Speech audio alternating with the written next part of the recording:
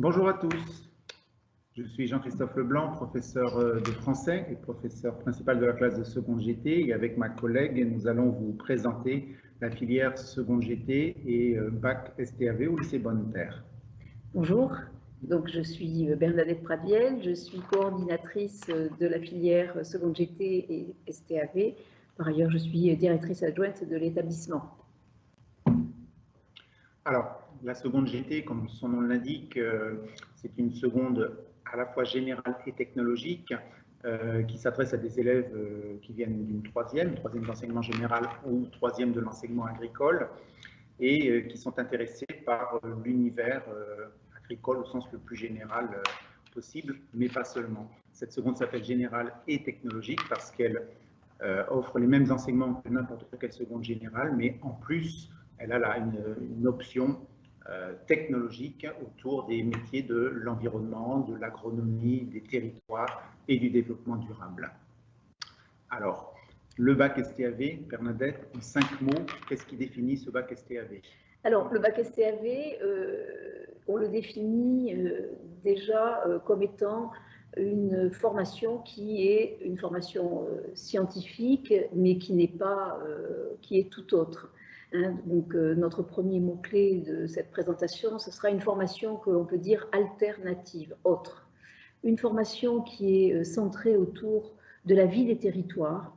Hein. On va beaucoup aborder la notion de territoire et une formation pluridisciplinaire, donc plusieurs enseignants qui vont intervenir dans la formation ensemble. Une formation dans laquelle chacun peut construire la réussite, sa réussite personnelle, et une formation qui est très ouverte. On parlera aussi des débouchés dont l'éventail est très large. Alors tout d'abord, la formation alternative. Effectivement, on accueille dans notre formation STAV des élèves qui sont intéressés par les matières scientifiques, mais qui peut-être ont du mal dans l'enseignement général à suivre parce que la manière d'aborder les choses est un petit peu théorique. Chez nous, on va partir du concret pour essayer après d'aller vers la théorie. C'est une formation qui n'est pas seulement agricole, hein, on dit bien que c'est agronomie et vivant, donc tous les sujets qui touchent le domaine du vivant, la nature effectivement, mais aussi le bien-être des personnes, le vivre ensemble. Bien, si vous êtes intéressé par ces domaines-là, eh bien c'est une formation qui peut, dans laquelle vous pouvez vous régaler. C'est une formation, donc tous les élèves qui sont accueillis sont des élèves qui aiment les sciences, qui ont des projets de formation ultérieure dans le domaine scientifique. On en parlera tout à l'heure. Alors, c'est une formation qui est aussi centrée sur le territoire, parce qu'elle répond aux nouveaux enjeux de notre société, parmi lesquels les préoccupations environnementales, l'alimentation en lien avec la santé, le développement des territoires. Et c'est une formation qui se pratique en approche globale, c'est-à-dire qu'à partir d'observations et d'études concrètes. Vous en avez deux exemples en photo ici, une étude d'une réserve naturelle du Bagnas en bord de mer, ou un parc éolien à Villeveyrac-Royer, donc différents lieux sur lesquels on va se rendre pour observer, étudier et à l'occasion de différents stages ou sorties qu'on appelle EATDD en seconde GT, écologie, agronomie, territoire, développement durable. Voilà, c'est une formation qui se fait aussi en partenariat avec les acteurs du territoire, bien sûr, parmi lesquels, par exemple, la Chambre d'agriculture, les syndicats agricoles et bien sûr les producteurs locaux. Donc on passe au troisième mot qui caractérise, selon nous, cette formation, c'est le mot de pluridisciplinarité. Alors qu'est-ce que ça signifie? Ça signifie que plusieurs disciplines vont être mises en avant, ensemble, devant les élèves.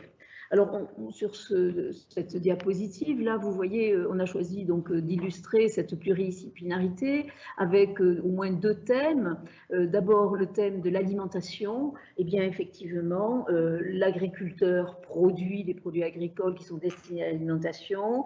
L'alimentation a un impact sur le vivre ensemble parce que il y a toute une chaîne d'acteurs professionnels qui sont concernés par le circuit alimentaire, mais ça concerne aussi la santé, le bien-être des personnes. Quand on va aborder l'alimentation, bien les disciplines qui vont se greffer sur ce thème, c'est à la fois effectivement le prof de biologie, le prof de phytotechnie ou de zoologie, le prof de sciences économiques et ou l'enseignant qui traite de l'éducation socio-culturelle sur le vivre ensemble et la sociologie des territoires. Un autre exemple de la pluridisciplinarité, l'enseignement de la biologie liée avec la philosophie. Donc, le bac STAV est un bac à part entière. Il y a un enseignement de philosophie en terminale, mais ce n'est pas une philosophie livresque, si on peut dire. Hein. On va bien sûr étudier les grands philosophes, mais aussi relier la philosophie avec l'objet technique de la formation. Donc, philosophie et biologie vont être étudiés. On va étudier les problèmes de manipulation génétique, des problèmes de respect de la vie, des problèmes de déontologie dans les sciences, etc. Pluridisciplinarité aussi qui va s'exprimer à l'occasion des stages. Bien sûr, il y a des stages individuels, 5 semaines de stages que les élèves sont amenés à faire dans les 2 ans, mais aussi 2 stages collectifs dans lesquels bien plusieurs enseignants vont intervenir et vont préparer des visites, des rencontres avec des professionnels. Là, donc, 2 photos illustrent un peu ces stages collectifs, des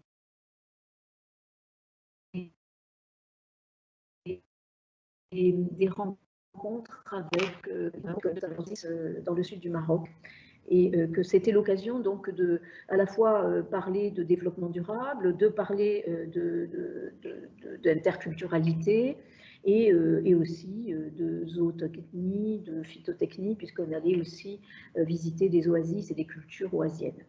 Voilà. Pour la pluridisciplinarité, Jean-Christophe. Alors, la pluridisciplinarité, elle va aussi s'exprimer par le contenu des formations. On a une formation qui va devenir de plus en plus technologique, puisqu'on est dans un bac technologique. Alors, on a essayé de vous regrouper sur cette diapositive les grands pôles de temps, de l'emploi du temps. Donc, en trois secteurs, les matières littéraires, les matières scientifiques et les matières techniques et sociales.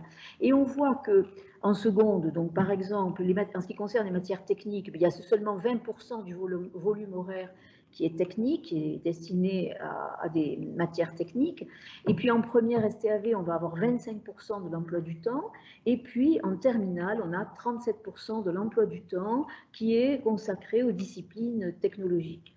Alors la technologie, c'est non pas apprendre à faire, mais apprendre le pourquoi on fait ceci et comment on le fait. Hein, donc voilà, on voit clairement qu'on est bien dans une formation technologique.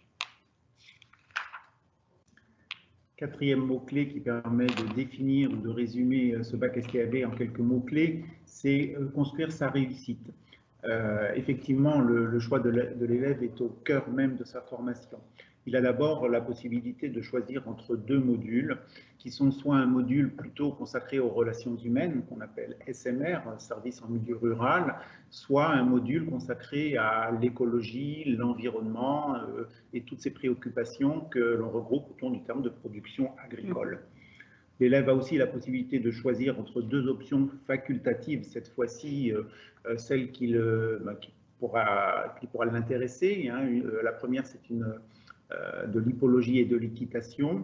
La deuxième, c'est une section autour du football. Voilà, ce sont donc 2 options facultatives qui permettent à l'élève de s'épanouir dans sa formation et d'apporter des points en plus dans sa moyenne trimestrielle, puisqu'elle sera prise en compte dans ses résultats globaux du bac. Je te laisse continuer sur l'individualisation. Alors l'individualisation, effectivement, on essaie de répondre au projet, d'accompagner le projet de chacun des élèves.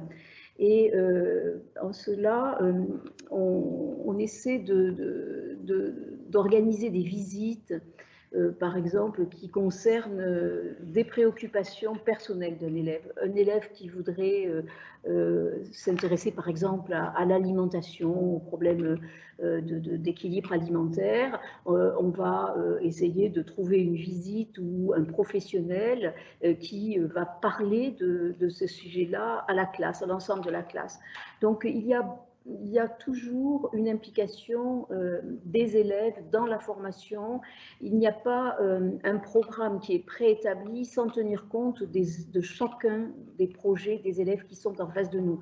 Lorsque nous organisons un stage collectif, on l'organise en partenariat avec les élèves, chacun pouvant dire, écoutez, moi, voilà, plus tard, j'envisage de faire telle ou telle formation, donc j'aimerais rencontrer des professionnels de tel ou tel domaine. On a eu comme ça des jeunes très intéressés par l'œnologie, on est allé rencontrer donc des œnologues sur les territoires, on a des élèves qui sont très intéressés par la diététique, des élèves qui ont fait des BTS diététiques, on est allé donc rencontrer des diététiciens à l'occasion des stages collectifs. Donc une implication très forte des élèves qui fait qu'on a une formation qui est toujours adaptée à leurs souhaits, à leur goût. Quelques exemples en photo de tout ce que l'on vient d'évoquer à l'instant avec vous.